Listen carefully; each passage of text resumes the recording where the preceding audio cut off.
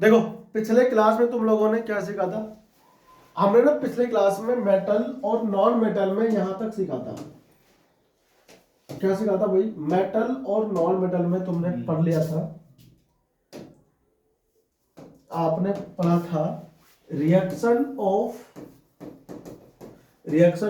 Metals with water, है ना, with water steam, ठीक है ना, मतलब अलग अलग कंडीशन में टेम्परेचर पे ना। अब तुम लोग चलते हो आगे, और अब हम लोग यहां से आगे ना इसमें क्या देखेंगे कि reaction of metal with acid, ठीक है। तो सबसे पहले क्या आता है? Reaction of metal with dilute hydrochloric acid, ठीक है। तो डाइल्यूट हाइड्रोक्लोरिक एसिड के साथ आपको पढ़ना है पहले रिएक्शन, ठीक है भाई। देखो ना, एसिड बेस्ड सॉल्ट में हम लोगों ने पहले ही पढ़ लिया था कि कोई भी अगर मेटल रिएक्ट करता है, अगर कोई भी मेटल रिएक्ट करता है, कहां, अगर वो रिएक्ट करता है मान लो एसिड के साथ में, तो मेटल प्लस एसिड्स मतलब क्या मिलता है? Salt plus hydrogen gas, salt plus H2 gas evolve होता है कि नहीं? ये होता है, सब लोग जानते हो ना। तो सेम यहां पर वही आने वाला, ठीक है। तो सबसे पहले आया कि हाइड्रोक्लोरिक एसिड। देखो मेरे पास अलग अलग मेटल है, मैग्नीशियम है, एल्युमिनियम है, जिंक और क्या, आयरन, ठीक है ना। चलो देखो, तो मैग्नीशियम हो गया, जिंक और आयरन। इसमें कुछ जो होते हैं मेटल वो ऐसे होते हैं जो रिएक्शन करते हैं फास्ट, विग्रसली, रैपिडली, कुछ करते हैं स्लो, कुछ करते हैं हीट करने पे। वो डिपेंड करता है कि कौन सा मेटल ज्यादा रिएक्टिव है और कौन सा कम रिएक्टिव है, ठीक है ना। देखो metal plus acid equal to metal salt, और साथ में क्या मिलता हुआ था? H2 गैस, ठीक है ना। तो कॉपी करो ना, इसको लिखो फटाफट से नीचे पहले, metal plus acid equal to metal salt plus H2 gas, ठीक है। तो आपको ना ऐसे नोट्स में मेंशन करना चाहिए, ठीक है। हमने पहले जो यहाँ पर देखो एक्टिविटी है, इसमें क्या लिया? HCl लिया, सेकंड में लिया मैंने HCl, थर्ड में HCl, सब में क्या है? HCl। लेकिन हमारे पास मेटल सब में क्या है? Different different. देखो मैग्नीशियम हो गया, एल्युमिनियम, जिंक, वहां क्या है? आयरन। पहले आपने मैग्नीशियम को डिप किया, मैग्नीशियम डिप करते ना आपको देखने को मिलता है बहुत फास्ट रिएक्शन, ठीक है ना। फिर क्या हो बताओ? फिर मेरे पास में आ गया तो इसमें होगा, ठीक है ना, HCl प्लस मैग्नीशियम और H2 गैस होगा। इसके बाद हम लोग ने इसमें ऐड किया एल्यूमिनियम, एल्यूमिनियम रिएक्शन करने के बाद ये भी H2 गैस देगा, और साथ में वो क्या है? जिंक मेटल में ऐड किया तो भी क्या मिला मुझे? H2 गैस मिला। और वहां पर क्या बताओ? आयरन। जब भी मिले ये भी हमको, यानी तीनों ही रिएक्शन जो है इसमें हमें चार मैग्नीशियम, एल्युमिनियम, जिंक और आयरन, चारों जो एक्टिविटी है ना, इनमें क्या मिला देखने को? H2 gas. तो ये ना एक खास बात होती है मेटल की, हम इसे पहले पढ़ चुके हैं, लिखो इसमें, the vigor of the reaction of a metal with dilute depend on the dilute acid depend on the its chemical reactivity, ठीक है ना। डिपेंड करता है कि रिएक्टिविटी कितनी इसकी कैसी है। अगर रिएक्टिविटी अच्छी होगी तो फास्ट होगा इसका रिएक्शन, और अगर अच्छी नहीं तो फिर स्लो होगा, ठीक है। लिखो इसको इतने फटाफट से। देखो क्या कहता है? सम मेटल्स रिएक्ट एक्सप्लोसिवली, मतलब बहुत ज्यादा, एक्सट्रीम रैपिडली, एक्सट्रीमली रैपिड मतलब बहुत फास्ट करता है वो रिएक्शन, और कुछ करते हैं स्लो, ठीक है ना। तो डाइल्यूट एसिड जो होता है वो कुछ के साथ करता है स्लो रिएक्शन, कुछ के साथ फास्ट करता है। ये डिपेंड करता है ओनली ऑन हीटिंग। अच्छा, कुछ करता है हीटिंग पे रिएक्शन, तो ये डिपेंड करता है ओनली ऑन रिएक्टिविटी, ठीक है ना। ये आपको पॉइंट से लिखने हैं सारे पॉइंट लिखो। देखो, सब metal react explosively with dilute acid, some metal react rapidly और some metal react only on heating, whereas other do not react to all, और कुछ ऐसे होते हैं रिएक्ट करते ही नहीं है, ठीक है। तो इसको ना पॉइंट वाइज लिखते चलो। और ये ना, ये एक्टिविटी आपको बनाने की आवश्यकता नहीं है, ओनली दिखाने के लिए था, ठीक है। आपको क्या लिखना है? रिएक्शन लिखना है सबके साथ में ना। वैसे मेटल और नॉन मेटल, इसमें जो आप यहाँ पर पढ़ रहे हो एसिड बेस्ड सॉल्ट में भी ना मेटल के साथ में रिएक्शन ऑफ एसिड आपने पढ़ा हुआ है, तो वहां पे अगर पढ़ रखा है तो सेम यहां पर भी आने वाला, ठीक है। और हाइड्रोजन गैस की जो आइडेंटिफिकेशन टेस्ट होता है वो क्या होता है? पॉप साउंड, है ना। पॉप साउंड टेस्ट आपको जहां भी पेपर में लिखा हुआ दिख गया तो वहां पर उस गैस का नाम समझ जाना, हाइड्रोजन होगा, और वो रिएक्शन ऑफ मेटल हो रहा होगा विद एसिड। हो गया? देखो अब बढ़ते हम लोग आगे। हमारे पास आता है पहला रिएक्शन, मैग्नीशियम प्लस एसिड यानी कि हाइड्रोजन क्लोराइड, HCl को बोलते हैं, हाइड्रोक्लोरिक एसिड भी कह लेते हैं। आपको मिलेगा HCl के साथ में क्या बताओ, magnesium chloride MgCl2 H2 plus H2। ये MgCl2 ध्यान रखना भाई, हाइड्रोजन गैस के साथ में MgCl2 मतलब मैग्नीशियम क्लोराइड है ना, इसका नाम होता है, लिखो पहला रिएक्शन जो यहाँ पे चल रहा होगा, ठीक है ना। नेक्स्ट इसको बैलेंस तो आप लोग करना जानते हो ना, हाँ जी, aluminium plus HCl aluminium chloride AlCl3 और साथ में आपको मिलेगा हाइड्रोजन गैस, ठीक है ना। ये हो गया आपके 2 हो गए। अब लिखो थर्ड रिएक्शन, ठीक है, बैलेंस करना आप सबको आता है, ठीक है ना। अब हम बढ़ेंगे आगे। HCl3 लिखना पड़ेगा। लिखो फटाफट से लिखो, हाँ ये रिएक्शन है सारे, आपको पता होना चाहिए ना, छाप लो। देखो अगला देखो रिएक्शन, हमारे पास जिंक है plus HCl equal to zinc chloride और साथ में हाइड्रोजन गैस, ठीक है ना। हार्ड नहीं है, इजी ही है, ठीक है ना, तुमसे हार्ड समझ बैठो, ये जिंक का रिएक्शन, ठीक है ना। और फिर इसको बैलेंस तो करना आपको आता है, Fe प्लस HCl, आपको यहां मिलने वाला क्या है, FeCl2, इसे बोलते हैं फेरस क्लोराइड या फिर आप आयरन क्लोराइड भी कह सकते हो, साथ में आपको मिलेगा हाइड्रोजन गैस, ठीक है। तो हमारे कोर्स में 4 ही मेटल है ना मतलब और भी है, कॉपर भी है, ठीक है, लेकिन ना ये चारों रिएक्टिव मेटल है, मैग्नीशियम एल्युमिनियम जिंक और आयरन। फिर कौन आता है, कॉपर सिल्वर, ये सब भी है, ठीक है। तो नॉन रिएक्टिव होता है, सोडियम और पोटेशियम, वो तो इनके साथ हाईली रिएक्टिव, मरने को तैयार रहता है अगर डाल दो तो, है ना। देखो ठीक है ना। अब आता है रिएक्शन विद डाइल्यूट एसिड, हाँ भाई, रिएक्शन विद डाइल्यूट एसिड, और वो कौन है बताओ, H2SO4 के साथ। देखो हाँ सल्फ्यूरिक एसिड नहीं जानते, हाँ जी जानते हैं, ये रहा reaction with dilute sulphuric acid H2SO4, ठीक है, सल्फ्यूरिक एसिड आप इसे कहते हो।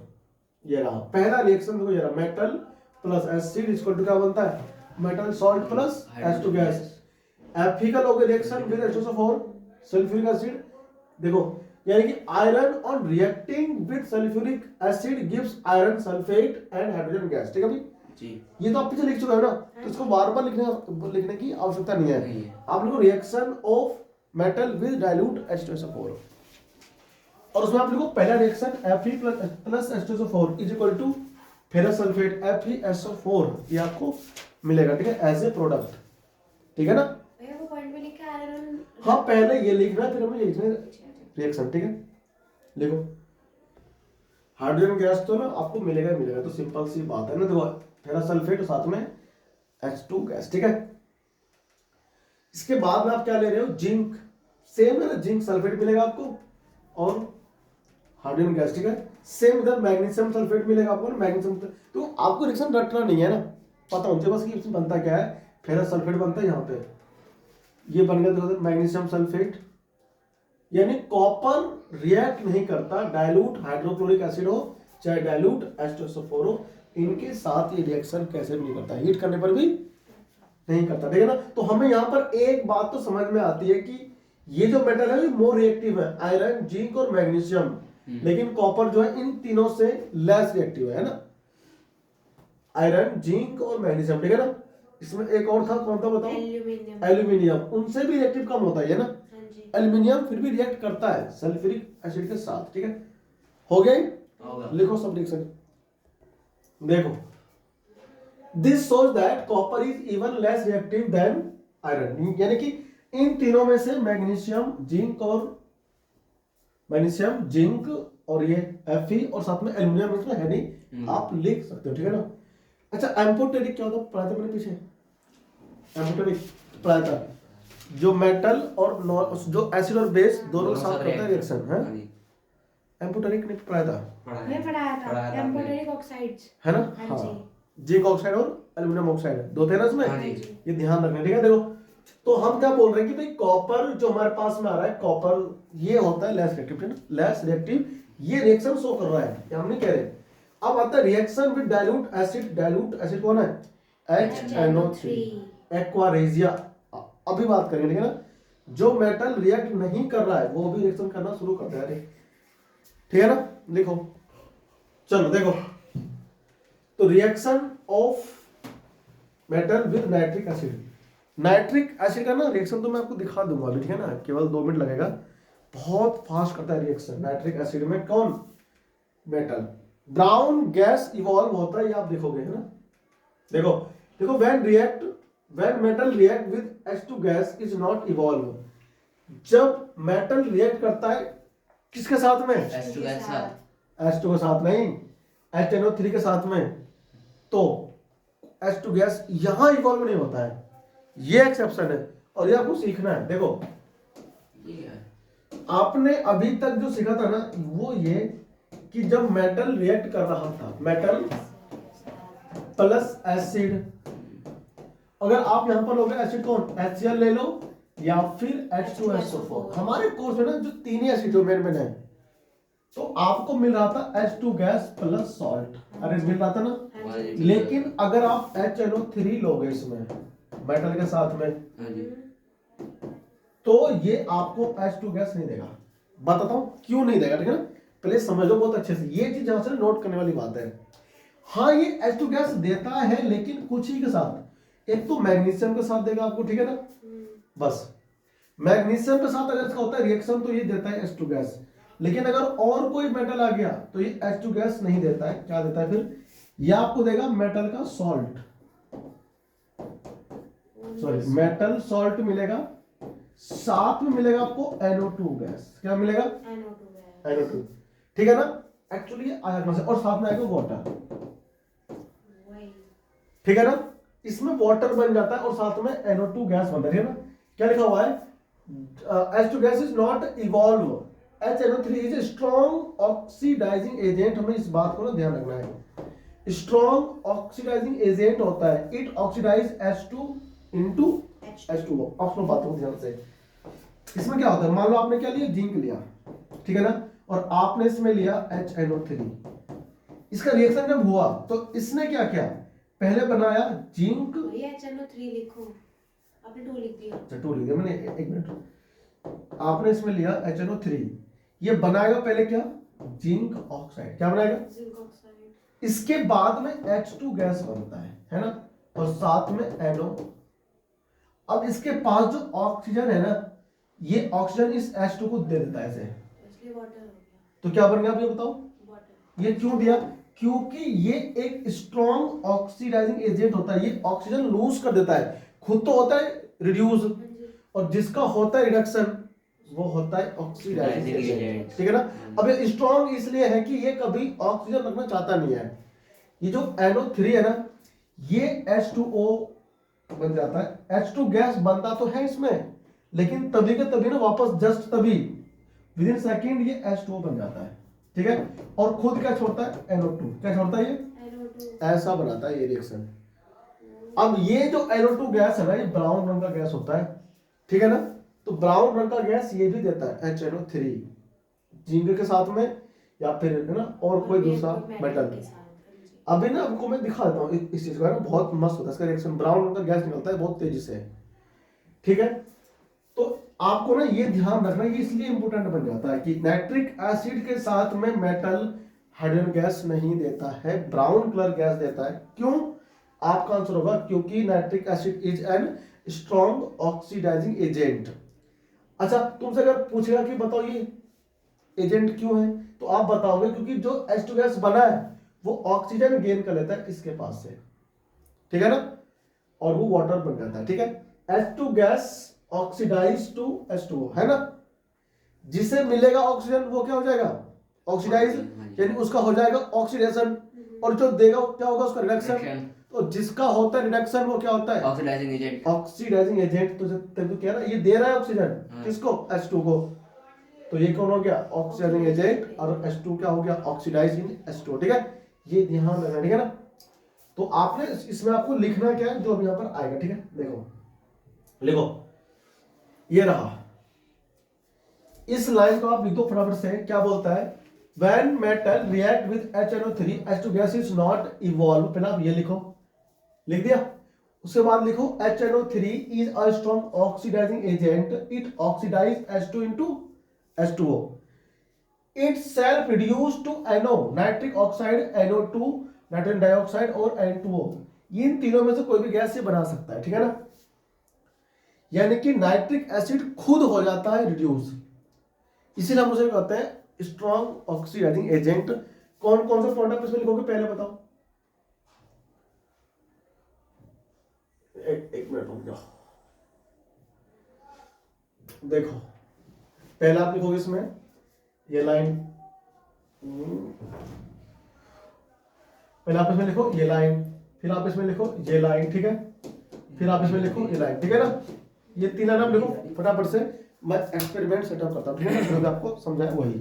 जी देखो दोनों ही ना जो है ये है मेरे पास फ्लास्क, दोनों में क्या है नाइट्रिक एसिड, ये है डाइल्यूट नाइट्रिक एसिड, ठीक है। मैं एक में तो ऐड कर रहा हूँ जिंक मेटल और दूसरे में मैग्नीशियम, ठीक है। जी मतलब अलग अलग मेरे पास दो मेटल है और दोनों की ना देखेंगे रिएक्शन हाँ जी मैग्नीशियम के साथ में और फिर जिंक, तो ये मैग्नीशियम रिबन है, तो हम इसमें डाल देंगे। देखो डाल दिया, एक में डाला मैग्नीशियम रिबन। देखो गैस का रंग देखो ध्यान से, भाई साहब ये गैस कैसा है ब्राउन, लेकिन इसमें गैस कम निकला ना, यानी आप इसमें देखना क्या होगा जिंक के साथ में।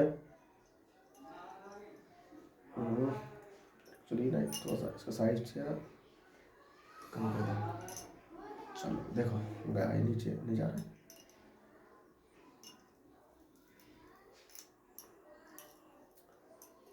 देखो ठीक है, अब देखो ये जिंक, जिंक में देखो रिएक्शन फास्ट हो रहा है ना, ये कैसा है बिल्कुल ब्राउन कर गया। इसको अपने माउथ से दूर रखो, ठीक है ना।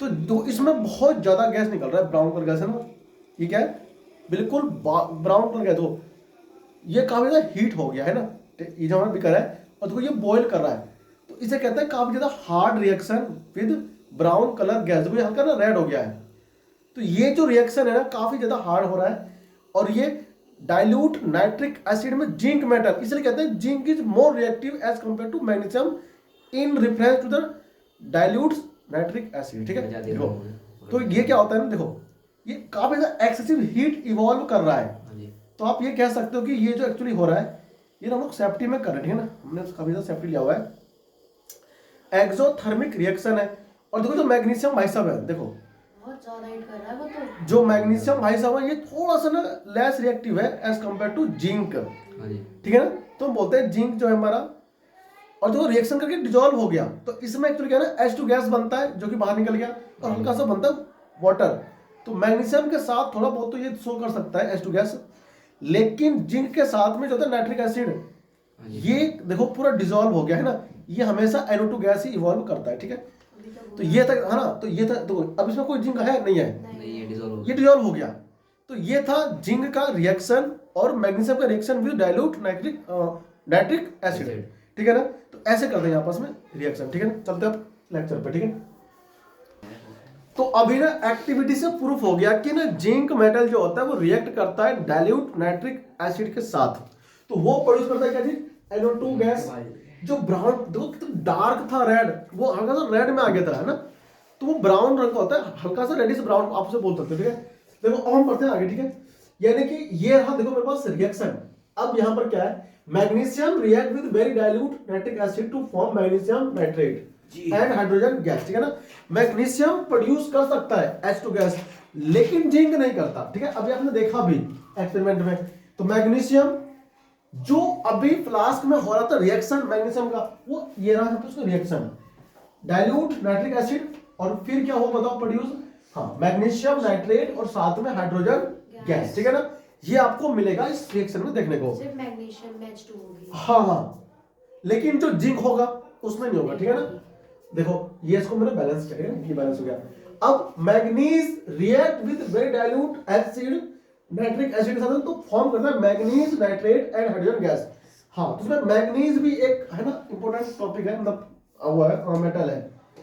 तो ये दो ही मेटल तो इसके साथ में करता है रिएक्शन, Mn को बोलते हैं मैग्नीज। क्या बोलते हैं इसको बताओ, इसको हम लोग बोलते हैं मैग्नीज। देखो अब यहाँ पर खुद ही आ जाएगा रिएक्शन, देख रहे हैं, देखो मैग्नीज प्लस HNO3 और साथ में क्या बन रहा है मैग्नीज नाइट्रेट और साथ में हाइड्रोजन गैस, ठीक है ना। इन दोनों रिएक्शन को आप ध्यान रखना, केवल दो ही मेटल है जो रिएक्ट करते हैं HNO3 के साथ में और H2 गैस प्रोड्यूस करते हैं, ठीक है ना। जबकि नाइट्रेट के साथ में अगर करता है रिएक्शन, मतलब मैग्नीशियम जब करता है रिएक्शन विद नाइट्रेट तो H2 गैस देगा, ठीक है ना। कॉपी करो, फिर आप बढ़ते हैं आगे। ठीक है भाई, ये तो हो गया तुम्हारा मैग्नीशियम और मैग्नीज। ध्यान रखना है ये ना नाइट्रेट मतलब कि नाइट्रिक एसिड ओनली मैग्नीज और मैग्नीशियम के साथ ही बनाया गया H2 गैस, बाकी सबके साथ ही हो जाएगा बर्बाद। ठीक है ना, यानी ये आपको देगा NO2 गैस। देखो ये रहा एक्वा रेजिया, रॉयल वाटर भी कहते हैं ना हिंदी में। इसके बाद में आता है, अच्छा आपको पहले मैंने ना उसमें लिखा देता कि अकेला अगर HCl हो या फिर अगर अकेला H2SO4 हो, चाहे नाइट्रिक एसिड क्यों ना हो, कॉपर इनके साथ सिल्वर गोल्ड रिएक्ट नहीं करते, रिएक्ट नहीं करते, नो रिएक्शन। ठीक है ना, हाँ जी। लेकिन एक ऐसा सॉल्यूशन है उसमें बोलते हैं रॉयल वाटर या फिर एक्वारेजिया, जो इसके साथ में रिएक्ट करता है सारे मेटल। ठीक है ना, गोल्ड भी, सिल्वर भी और कॉपर भी। एक्वारेजिया एक्चुअली है क्या, देखो फ्रेशली प्रिपेयर्ड मिक्सचर होता है कॉन्सेंट्रेट HCl और कॉन्सेंट्रेट HNO3 का। ठीक है ना, कॉन्सेंट्रेट हाइड्रोक्लोरिक एसिड और नाइट्रिक एसिड 3:1 रेशियो। अगर मान लो आप 100 ml प्रिपेयर कर रहे हो एक्वारेजिया, हाँ जी। तो आप उसमें 75 ml क्या लोगे बताओ, HCl, और एक यानी कि 25 ml आप उसमें लोगे कौन, HNO3। जो आपको मिक्सचर मिलेगा वो काफी ज्यादा हार्ड होगा। ठीक है ना, काफी ज्यादा हार्ड एसिड होगा। देखो ऐसा आपको दिखता है। ठीक है, ये क्या है, ये है एक्वारेजिया, है ना। हम चाहे तो इसको बना सकते हैं, है ना, यहाँ पर, और फिर हम उसके अंदर कॉपर सिल्वर को ऐड करके ना देख सकते हैं कि कितना फास्ट होगा रिएक्शन। ठीक है ना, ये तुम्हारा एक्वारेजिया। और फिर क्या होता है, इट इज हाईली कोरोसिव, क्या मतलब उसका, रिएक्टिव, है ना, एंड अ फ्यूमिंग लिक्विड, इसमें से लिक्विड निकलता है बाहर, मतलब फ्यूम मतलब स्मोक सा ऊपर। ठीक है ना, ऐसा होता है। जितने भी ना ये होते हैं गोल्ड स्मिथ होते हैं, सुनार लोग, तुम क्या बोलते हो ना, ये हल्का सा सोने का मेरा वो है पायल, है ना, ये वैसा हो गया काला काला हल्का सा, है ना। मम्मी क्या बोलती है, इससे पॉलिश करवा दो, है ना, पॉलिश बोलते हैं ना। वो पॉलिश नहीं करता है, वो जो गोल्ड स्मिथ सुनार होता है ना, उसके पास एक्वारेजिया होता है लिक्विड, उसमें डुबा के और निकाल देता है बस, और हो जाता है, तो ऊपर की लेयर सारी हट जाती है। अच्छा। अब ऊपर की लेयर हटी, इसका मतलब क्या हुआ, अंदर निकलेगा तो क्या शाइनिंग होगी, नहीं होगी, होगी शाइनिंग। अब जो ऊपर की लेयर हटी वो कहां जाके डीप हो गई, एक्वारेजिया में। तुम्हारा इसीलिए बोलता है पहले ही, गोल्ड स्मिथ बोल देता है पहले से ही, भैया इसके बाहर कम हो जाएंगे, बाहर इसका कम हो जाएगा, पॉलिश करोगे तो बाहर कम हो जाएंगे, ऐसा बोलता है। बताओ जूते में करते हैं पॉलिश तो ऊपर से करते हैं ना, और उसको ऊपर से नहीं करते कुछ भी, उसमें ये काम करता है। ठीक है ना, अंदर होता है शाइनिंग सरफेस, मेटल है ना, वो घिस दोगे तो शाइनिंग हो जाएगा। जैसे लोहे में जंग लग गया और आप उसे घिस दो, ऊपर से जंग जब हटेगा तो कैसा निकलता है, चमकदार, है ना, शाइनिंग। सेम वही करते हैं गोल्ड स्मिथ। ठीक है ना, ये होते हैं हाईली कोरोसिव। देखो ये ना ऐसा निकलता है ना, ये हमारे पास एक टेस्ट ट्यूब है, उसमें क्या है, HCl है ना, HCl है, और हमारे पास क्या है इसमें। अच्छा बताओ, अगर हम 40 ml प्रिपेयर करेंगे एक्वारेजिया, तो उसमें 30 ml तो मिक्स कर दो HCl, अच्छा, और 10 ml क्या HNO3 HM3, है ना, मिक्स करें, बनाए एक्वारेजिया। बनाओ, फिर मैं उसमें कॉपर ना डाल के देखूंगा, भाई सिल्वर तो हमारे पास है नहीं और ना ही गोल्ड है, महंगा होता है ना, तो हम कॉपर को ना डाल के देख सकते हैं ना रिएक्शन। कॉपी ग्रुप इसको ना, फिर हम आपको बना कर भी दिखाएंगे। ठीक है, चलो देखो, है ना, अब मैं तुमको एक्वारेजिया बना के दिखाता हूँ। ठीक है ना, एक्वारेजिया को हमें तैयार करने के लिए चाहिए क्या, ये ना फ्लास्क है ना, ये 100 ml का है, हम केवल 40 ml ही एक्वारेजिया प्रिपेयर करने वाले। ठीक है ना, देखो सबसे पहले मैं इसमें 40 अगर ml एक्वारेजिया प्रिपेयर करना है तो मुझे 40 में 3:1 का रेशियो चेक करना है। 3:1 में बताओ 30 कौन होगा, 30 होगा HCl। तो ये क्या है, मेजरिंग सिलेंडर, पकड़ो इसको ना, ये है मेजरिंग सिलेंडर, और ये मैं इधर आ जाता हूँ। ठीक है, आप इसको रखो ना, देखो आप देखना कि मैं 30 ml जब ऐड कर दूंगा इसमें HCl, उसके बाद ऐड करूंगा 10 ml क्या, HNO3। ठीक है ना, तो मैं सुनो ध्यान से देख लेता हूँ। 30 ml हमें चाहिए HCl। ठीक है, तो 30 ml HCl में देखो, HCl में से ना एक्चुअली फ्यूम निकलता है, क्या निकलता है, फ्यूम। ठीक है, ये फ्यूम काफी ज्यादा हार्ड होता है। ठीक है ना, वैसे हमें मास्क यूज करना चाहिए। ठीक है ना, भैया हमारे पेट में भी यही है। हाँ, HCl हमारे पेट में, स्टोमक में है नहीं है। ठीक है, देखो एग्जैक्ट 30 ml है, थोड़ा सा ना इसमें और हम ले लेते हैं। ठीक है, देखो ये है अब एग्जैक्ट 30 ml।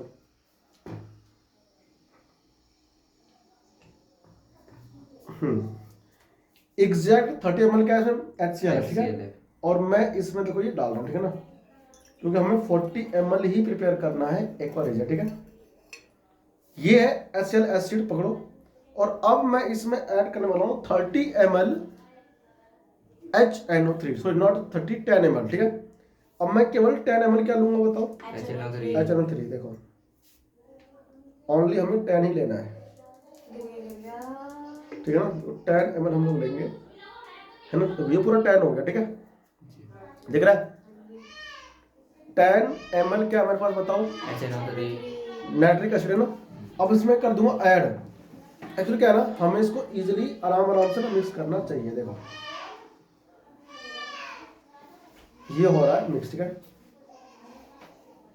और ये बन गया एक्वारेजिया। क्या बन गया बताओ, एक्वारेजिया, ठीक है। देखो ये हो गया एक्वारेजिया। ये काफी ज्यादा हार्ड होता है ना एसिड, ना हार्ड है। अब इसमें गोल्ड भी डिजोल्व हो सकता है, गोल्ड भी डिजोल्व इसमें हो सकता है कि नहीं, पकड़ो। देखो अब ना हम लोग अलग अलग, मतलब मेरे पास ये है कॉपर टर्निंग, है ना। और कॉपर टर्निंग को डालेंगे पहले डाइल्यूट HCl में, उसके बाद फिर किसमें, नाइट्रिक एसिड में, और फिर एक्वारेजिया, ठीक है ना। हम देखेंगे किसमें डिजोल्व हो जाता है, ठीक है। इससे हमें पता चल जाएगा कि रिएक्टिव मेटल्स कौन है, ठीक है। देखो तो मैं एक में क्या लेता हूँ HCl, ये मैंने पहले इसमें क्या लिया HCl, ठीक है ना। ये हमने लिया इसमें थोड़ा सा डाइल्यूट HCl, ठीक है ना। ये अकेला HCl दो ना, साफ है बिल्कुल, ये है क्लियर, ठीक है। इसको बंद कर दो, है ना। और अब मैं इसमें क्या लूंगा, पकड़ो इसको, है ना ऐसे। और मैं इसमें अब लूंगा कॉपर मेटल, जो आप जानते हो ना रिएक्टिव होता ही नहीं है। देखो ये हल्का सा कॉपर टर्निंग है ना, कॉपर टर्निंग हो गया, ये है कॉपर टर्निंग, ठीक है। डाल दो। कुछ हुआ इसमें बताओ, तो कुछ भी नहीं हुआ ना इसका, नथिंग, कोई रिएक्शन देखो इसमें हो नहीं रहा है, गया। और देखो ये ऐसे रहेगा ना, ये देखो यू कैन ऑब्जर्व कि इसमें कुछ भी नहीं हो रहा है, कोई रिएक्शन नहीं हो रहा है, डिसॉल्व भी नहीं हो रहा, कॉपर पे कोई फर्क नहीं पड़ रहा है, मतलब ये रिएक्टिव नहीं है, लेस रिएक्टिव है, ठीक है। पकड़ो इसको। अब मैं इसमें क्या लूंगा, नाइट्रिक एसिड, ठीक है। दूसरे में हम लेंगे नाइट्रिक एसिड, ठीक है। पकड़ो से। मैं इसमें भी ऐड करने वाला हूँ कॉपर टर्निंग, ठीक है। देखो अब इसमें ये ऐड हो रहा है कॉपर टर्निंग, ठीक है। ये कर रहा है, देखो कॉपर के साथ हल्का रिएक्शन हो रहा है किसका, नाइट्रिक एसिड का, देखो है ना। और ये कॉपर जब करता है रिएक्शन विद HCl, तो ग्रीन क्यों हो रहा है, ये ग्रीन कलर केवल और केवल क्लोरीन गैस की वजह से हो रहा है। क्या, तो नाइट्रिक एसिड के साथ में कॉपर रिएक्ट करता है और ग्रीन रंग का एक सॉल्यूशन तैयार करके हमें देता है, ठीक है ना। जो कि क्या होता है, देखो अच्छा यहाँ जो गैस ना हो रहा है ब्राउन देख रहे हैं, ये ब्राउन NO2 गैस की वजह से हो रहा है। और ग्रीन यहाँ पर क्या बन रहा है, कॉपर का एक कंपाउंड बन रहा है, ठीक है ना, कॉपर नाइट्रेट। तो ये ग्रीन रंग का होता है कॉपर, इसलिए ऐसा कलर आ रहा है, ठीक है ना। अब मैं क्या करने वाला हूँ, देखो दोनों को मिक्स करने वाला ना। ये क्या है, HCl के साथ कौन है बताओ, copper, no reaction, copper with HNO3 reaction कर रहा है ना। और अब मैं दोनों को ऐड करूंगा तो क्या बनेगा, एक्वारेजिया। देखो ये बन गया एक्वारेजिया, ठीक है ना। इसकी रिएक्शन और फास्ट हो जाएगी, ठीक है। और इस तरह से देखो यहाँ पर क्या हो रहा है, रिएक्शन ग्रीन। अब देखो उसमें हल्का सा येलो आ रहा है ना, ग्रीनिश हो रहा है, ग्रीन तो अभी भी है लेकिन ये हल्का येलो हो रहा है। और NO2 गैस इसमें से अभी भी इवॉल्व हो रहा है, ठीक है ना। तो ये तो हमारा रिएक्शन कॉपर का विद HNO3 और विद HCl, ठीक है ना। तो HCl में नॉन रिएक्टिव होता है, और जो मेरे पास क्या होता है बताओ, दूसरा HNO3 नाइट्रिक एसिड में होता है रिएक्टिव, ठीक है। ये मैं इसमें ऐड कर दूंगा, बहुत फास्ट करता है ये रिएक्शन, ऊपर गैस भी हो रहा है इवॉल्व, वो हीट हो गया। यानी कि हम ये समझ चुके हैं कि मेटल की रिएक्शन विद एसिड ये होता है एक्सोथर्मिक रिएक्शन। क्या होता है बताओ, एक्सोथर्मिक रिएक्शन, ठीक है ना। तो इस तरह की ना ये रिएक्शन जो होता है ये करते हैं। और ये जो रिएक्शन करता है ना, ये बहुत ज्यादा विग्रसली कर रहा है, ठीक है ना। देखो आप नोटिस करो रिएक्शन, ये सब केमिकल चेंज है। ग्रीन हो गया ग्रीन, ठीक है ना। देखो कितना बढ़िया रिएक्शन, ठीक है। तो ये हमारा था इसका एक्सपेरिमेंट, ठीक है ना। रखो इसको साइड में, ठीक है। तो ये क्या देखा आपने, एक्वारेजिया बनाया मैंने, और आपको मैंने रिएक्टिविटी ऑफ कॉपर समझाया with the help of experiment, ठीक है ना। एक्सपेरिमेंट की हेल्प से कॉपर जो होता है ना, वो आपने देखा कि ग्रीन रंग का बनाता है सॉल्यूशन विद नाइट्रिक एसिड है ना, नाइट्रिक एसिड, और ब्राउन गैस करता है इवॉल्व। देखो ध्यान से, अब आ जाओ आगे। तो एक्वारेजिया हमने पढ़ लिया। अब reaction of metal with salt solution, ठीक है ना। तो एक्वारेजिया आपको पता लगे किस काम में आता है? हाँ जी। मेटल को शाइनी बनाने के लिए, खास करके ऑर्नामेंट्स, गहनों को, ठीक है ना। अब बढ़ते हम लोग आगे। अब अगर एक मेटल है तो दूसरे मेटल सॉल्यूशन के साथ वो कैसे करेगा रिएक्शन, हमें देखना है, ठीक है ना। देखो अब क्या हो रहा है ना, सॉल्ट सॉल्यूशन की रिएक्शन हमें देखनी है। आपने ना सुना होगा ना डिस्प्लेसमेंट रिएक्शन का, नहीं सुना? अरे पढ़ाया था तुम लोगों को। सुना है। देखो अब मेरे पास क्या है, ये नेल वाला तो आपने क्या होगा कभी न कभी नेल वाला एक्सपेरिमेंट क्या होगा, कॉपर सल्फेट सॉल्यूशन है, कॉपर सल्फेट सॉल्यूशन में नेल डिप कर दो, CSO4 वो डिस्प्लेस कर देता है FeSO4 बनाता है और को लेस से Fe+CSO4 बनता है, देखो, FeSO4 बनाता है। तो मेरे पास क्या एक सॉल्यूशन है ना, इस एक्टिविटी के देखो, टेस्ट ट्यूब के अंदर क्या है, कॉपर सल्फेट सॉल्यूशन, ठीक है ना। इस एक्टिविटी को भी हम लोग कर लेंगे, ठीक है ना। देखो ये रहा। अब क्या कह रहा है कि एक कील को हमने कॉपर सल्फेट के सॉल्यूशन में, जो कि ब्लू रंग का होता है, उसमें डिप कर रखा है, ठीक है ना। ब्लू कलर का क्या होता है, कॉपर सल्फेट का सॉल्यूशन होता है। अब देखो इसमें क्या है, कॉपर वायर है ना, डाल दिया, कोई भी रंग में चेंज नहीं आता, ठीक है ना। लेकिन अगर आप उसमें नेल को कर दोगे डिप, तो उसका जो रंग वो फेड हो जाएगा। फेड समझते हो? ये तरह, ठीक है ना। देखो अच्छा, इसमें दो एक्टिविटी में अलग अलग सेट क्या हुआ है। इसमें फेरस सल्फेट है सॉल्यूशन, तो ये टाइम चल रहा है ना, 12 घंटे बाद ये हो गया ऐसा, इसमें चेंज कोई नहीं आया, ठीक है ना। तो नो रिएक्शन इसमें क्या रिएक्शन हो रहा है। तो इससे प्रूफ हो गया कि जो कॉपर है ना वो लेस रिएक्टिव है Fe के कंपैरिजन में, क्योंकि Fe जो था वो लोहे की कील में था, उसने सॉल्यूशन में कॉपर को डिस्प्लेस कर दिया। इसमें ऊपर कॉपर का वायर है और अंदर कौन है, फेरस सल्फेट का सॉल्यूशन है, और फेरस सल्फेट में जो सॉल्यूशन है उसके Fe को कॉपर आयन ने, या कॉपर आप कह लो मेटल, डिस्प्लेस नहीं कर पाया, ठीक है। तो इसका रंग ना वैसे वैसे रह गया, ठीक है।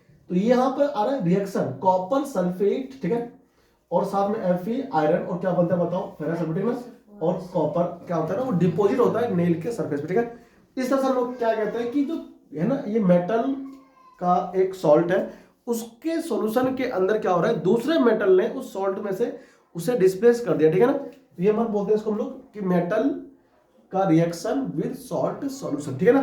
कॉपी करो इसको, ये लिखा नहीं आपने भी, लिखो उसमें। इसमें तुम्हें कुछ लिखना है, ये डायग्राम वगैरह मत बनाओ, ठीक है ना, तुम्हारे बुक में पहले से ही है, तुम्हें ओनली बस लिखना चाहिए। देखो यार, no reaction, ferrous sulphate plus copper, no reaction, और उसमें क्या लिखा हुआ है, copper sulphate plus Fe equal to this reaction, ठीक है ना। तो ये आपको पता होना चाहिए, ठीक है ना। कॉपी करो, बढ़ते हैं आगे। ये लिख रिएक्शन, चलो आ जाओ आगे, ठीक है भाई। ये रहा। अब इन सभी रिएक्शन के आधार पे ना हमारे पास क्या है, एक्टिविटी सीरीज, क्या है हमारे पास में, एक्टिविटी सीरीज, ठीक है। आओ देखो इसको थोड़ा सा ना चलती है, इसका ओ यूएस का चला है क्या, पीपीटी क्यों नहीं चल रही। देखो Fe और कॉपर में कौन है मोल रिएक्टिव, Fe है ना। तो रिएक्टिविटी सीरीज ना पूरा बनता जा रहा है, ठीक है ना। अब हम बढ़ते आगे, हमें एक और चेक करना है कि कॉपर और सिल्वर में कौन है ज्यादा रिएक्टिव, किसमें, कॉपर और सिल्वर में, दो ये रहा। तो अब हम लोग देखेंगे कि reaction of copper with silver nitrate, है ना। सिल्वर नाइट्रेट सॉल्यूशन होता है, ठीक है ना, आपको हम अभी दिखाएंगे। देखो अब मेरे पास क्या आ रहा है, when a strip of copper metal is kept immersed in silver nitrate solution for some time, the silver nitrate solution for some time, the solution gradually become blue, समझ रहे हो, सॉल्यूशन ब्लू हो जाएगा। इसका मतलब क्या है कि कॉपर ने सिल्वर नाइट्रेट के सॉल्यूशन से सिल्वर को डिस्प्लेस कर दिया होगा, तो सिल्वर क्या है, लेस रिएक्टिव हो जाएगा किससे, कॉपर के कंपैरिजन में, ठीक है ना। आप उसे प्रूफ कर सकते हो घर में एक्टिविटी करके, ठीक है ना, लेकिन तुम्हारे पास तो है नहीं, लैब में स्कूल में आप कर सकते हो, ठीक है। तो इसमें क्या होगा ना, कॉपर इज मोर रिएक्टिव, इससे प्रूफ होता है, ठीक है ना, सॉल्यूशन से gradually becomes blue and a shiny grease white deposit of silver metal is formed on copper strip, ठीक है ना। तो इसे हम प्योर जो है सिल्वर वो निकाल भी सकते हैं, ठीक है ना, किससे, सिल्वर नाइट्रेट सॉल्यूशन से, ठीक है ना। देखो सही हो गया, कॉपी नोट्स बनाओ। देखो अब बनाए हम लोग, है ना। तो ये रहा, देखो उसका रिएक्शन सिल्वर नाइट्रेट क्या होगा, एक्वस सॉल्यूशन ना, ध्यान रखना, कोई रंग नहीं होता इसका, कलर लेस होता है बिल्कुल सॉल्यूशन। देखो और ये कॉपर रेड ब्राउन रंग का होता है और फिर आप इसको क्या करते हो, डिप करोगे तो कॉपर नाइट्रेट बनेगा ब्लू रंग का सॉल्यूशन। और फिर क्या होगा बताओ, हाँ सिल्वर जो है ना ग्रीस व्हाइट जो होता है ना उसके ऊपर जाकर के क्या होता है, डिप होता है। ये रहा, दिख रहा है। हाँ जी। तो ये कॉपर हो गया और ये सिल्वर नाइट्रेट का सॉल्यूशन है। तो ग्रीन इज सॉरी ये कॉपर नाइट्रेट ब्लू हो जाएगा पूरा सॉल्यूशन, ठीक है ना। और जो कॉपर है उसके ऊपर एक व्हाइट का व्हाइट ग्रीस रंग का कोटिंग हो जाता है ना, जो कि सिल्वर की होती है प्योर। आप इसे प्योर सिल्वर प्राप्त कर सकते हो ना। तो भैया इस तरह से। एकदम होते हैं फिर टाइम लेता है? टाइम लेता है, एकदम से नहीं होता है।